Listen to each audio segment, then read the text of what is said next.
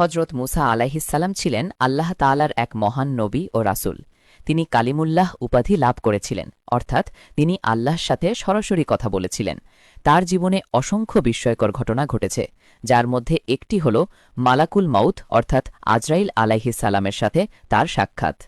বয়স তখন অনেক বেড়ে গেছে, শরীরের শক্তি কমে আসছে, কিন্তু মনে এখনও সেই দৃঢ়তা, সেই ঈমানী শক্তি অটুট।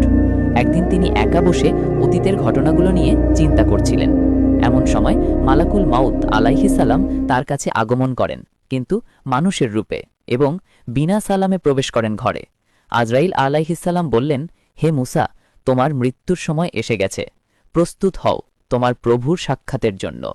হজরত মুসা আলাইহিসসালাম মুহূর্তেই বিস্মিত ও ক্ষুব্ধ হলেন, কারণ কোনো অপরিচিত ব্যক্তি বিনা অনুমতিতে এবং বিনা সালামে নবীর ঘরে প্রবেশ করেছে, তার উপর আবার এমন কথা, মৃত্যুর জন্য প্রস্তুত হও। মুসা আলাইহিসসালামের মেজাজ ছিল কঠোর কিন্তু ন্যায়সঙ্গত। তিনি মনে করলেন এ ব্যক্তি নিশ্চয়ই কোনো দুষ্ট লোক বা প্রতারক। তিনি তার শক্তিশালী হাতে সেই ব্যক্তিকে এক ঘুষি মারলেন, এতটাই জোরে যে আজরাইল আলাইহিসসালামের চোখ ক্ষতিগ্রস্ত হয়ে গেল।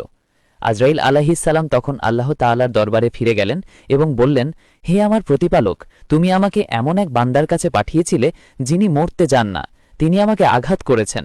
আল্লাহ তাআলা তখন বললেন, হে মুসা, তুমি কেন আমার ফেরেশতাকে আঘাত করলে? মুসা আলাইহিসসালাম বিনীতভাবে বললেন, হে আল্লাহ, আমি তো তাকে চিনতে পারিনি। আমি ভেবেছিলাম তিনি কোনো অপরিচিত ব্যক্তি যিনি বিনা সালামে আমার ঘরে প্রবেশ করেছে। আল্লাহ তাআলা তখন মালাকুল মাউতকে আবার পাঠালেন। এবার তিনি নিজ রূপে ফেরেশতার পরিচয় এবং অনুমতি নিয়ে এলেন। তিনি বললেন, হে মুসা, তোমার রব তোমাকে সালাম জানিয়েছেন এবং বলেছেন, যদি তুমি এখনই মৃত্যু চাও তবে এসো, আর যদি কিছুটা সময় পৃথিবীতে থাকতে চাও তাহলে তোমার হাতটি একটি বলদের পিঠে রাখো। তোমার হাতের নিচে যতটি লোম আসবে তত বছর তুমি আরও বাঁচবে। মুসা আলাইহিসসালাম কিছুক্ষণ চিন্তা করে বললেন, এর পর কি হবে হে আল্লাহ? আল্লাহ তাআলা তখন বললেন, এরপর তো মৃত্যু আসবেই হে মুসা।